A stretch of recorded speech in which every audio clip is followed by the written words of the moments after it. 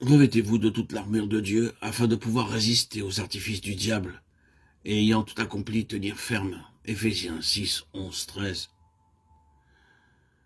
Ce passage l'épître aux Éphésiens désigne nettement l'adversaire et nous initie au combat à soutenir lorsque par la vie de résurrection qui agit en nous, nous sommes entrés dans le domaine spirituel. Fortifiez-vous dans le Seigneur, dit l'apôtre, dans la force de sa puissance. Éphésiens 6, 18. Ce conseil implique que ceux auxquels il s'adressait avaient cessé de regarder à eux-mêmes et de compter sur leur propre force. Effectivement, ils ont été vivifiés avec Christ et sont ressuscités avec lui. En lui, ils ont déjà pénétré dans les lieux célestes. Éphésiens 2, 5, 6. Ils ont donc revêtu l'homme nouveau. Éphésiens 4, 24. Ceux-là connaissent leur entière faiblesse. Comment marcheront-ils à la rencontre de l'ennemi? Ils sont crucifiés avec Christ et c'est Christ qui leur communique sa vie, instant après instant. Que doivent donc-ils faire? Faut-il combattre? Leur force sera de rester en Christ.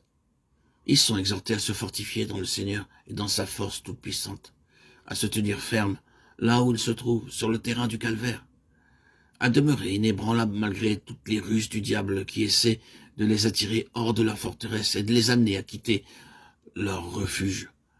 Christ. Ce n'est pas contre la chair et le sang que nous avons à combattre, dit l'apôtre Paul, Éphésiens 6, 12. Et de quel combat peut-il bien être question?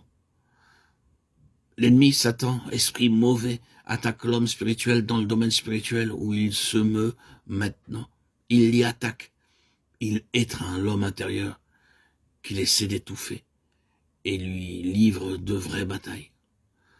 En ces heures d'angoisse que l'apôtre nomme le jour mauvais, où l'enfant de Dieu est comme paralysé par Satan et où combattre semble impossible, tout ce qu'il peut faire est de demeurer ferme, en refusant absolument d'être délogé de sa position en Christ, en résistant aux artifices et suggestions de l'ennemi.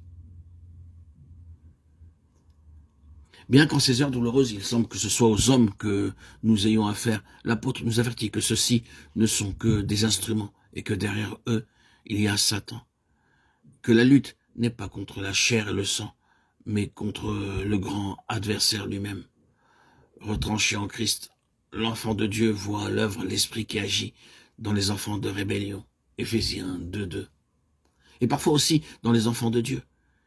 Pierre, essayant de dissuader le Christ du chemin de la croix, nous en fournit un exemple. De même, Satan pousse David à l'action présomptueuse en dehors de la volonté de Dieu.